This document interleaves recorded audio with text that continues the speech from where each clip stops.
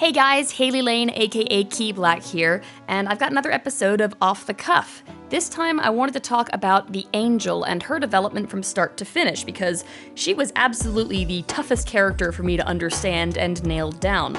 When I started designing her character, I initially thought, okay, we'll take the loose idea of a deformed angel in this hellhole of a studio, but we're just gonna kind of run with it. What would she be doing there? What would an angel be doing here to begin with?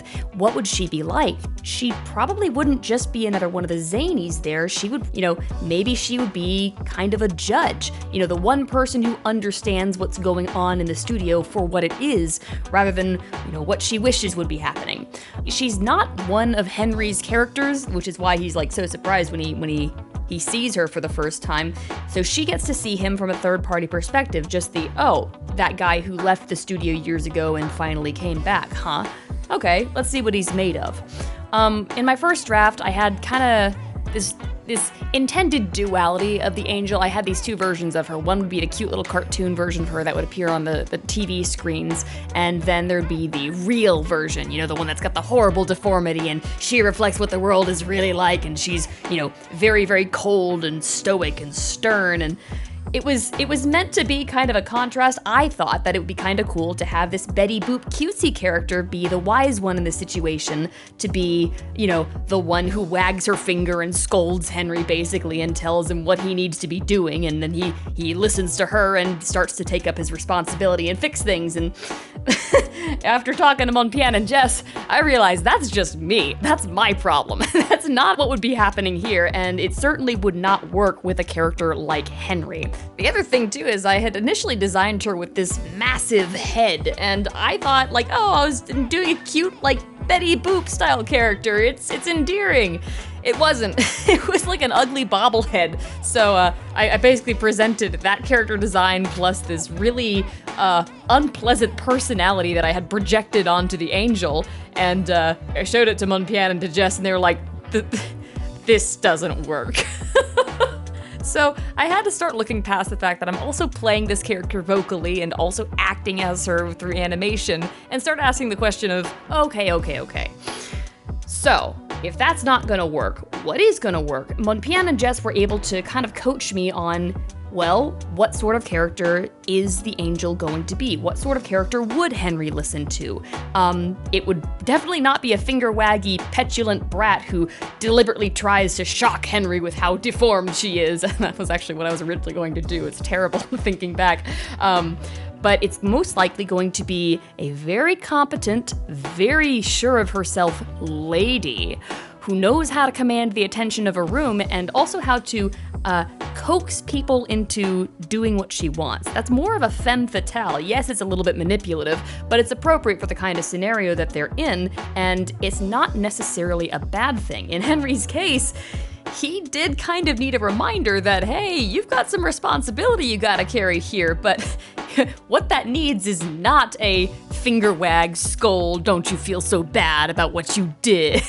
Because that's literally what both Max and the Demon have tried, and that doesn't work. So, what the hell does the Angel need to be? What is she? I didn't understand that at all. It took a lot of coaching from both Monpian and Jess for me to start to see what the hell they were talking about with this femme fatale archetype. I'd watched a bunch of noir in college, I kind of gobbled through it, but I didn't really understand what I was watching. I hadn't paid close enough attention. So Jess and I sat down and pulled up the clip from Who Framed Roger Rabbit and watched Why Don't You Do Right a million times over, studying, stopping, and frame by framing through it to see exactly what it was she was doing with her body language, with her gestures, with her eye direction, even the framing and things like that.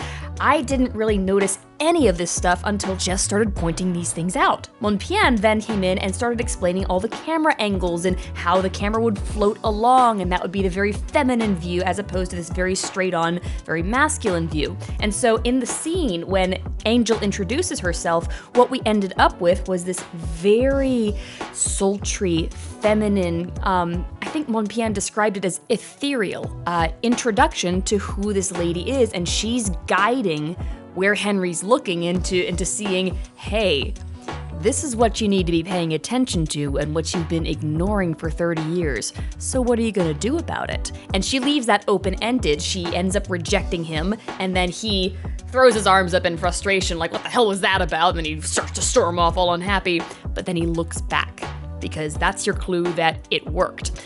I didn't know how to do any of that stuff. I could not have done this sequence or any of the animation on Angel had it not been for the one-on-one coaching and basically like old-fashioned Sleeping Beauty, Disney style, getting up and physically demonstrating with live acting what needed to go into the animation. Jess spent like several hours with me just walking through the motions and acting out what needed to be happening during the song. You know, the song itself is based on Why Don't You Do Right mixed with some Minnie the Moocher. It's supposed to be kind of this slinky, sultry vibe anyways. And so not only were both of them helping me figure out how the physical acting needed to go into the animation, but also with the vocal coaching. I had never sung anything like that before, let alone acted it and sung it at the same time. I was basically acting as the angel by proxy, and I couldn't have done it had it not been for fantastic direction. So I learned a lot on this project about how to do that kind of character, because really there's nothing else in modern media that's trying to approach that kind of character.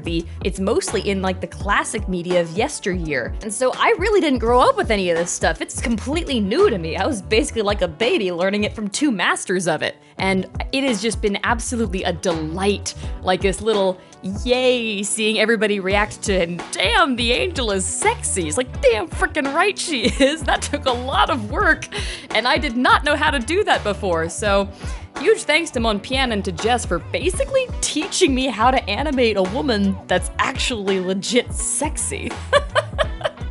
Anyways, thank you guys for listening. I hope you enjoyed it. If you guys have any questions at all about the project, about anything else that's coming up, please leave it in the comments. I am curious to know what you guys are curious about. At any rate, thanks again, and I'll see you guys in the next video.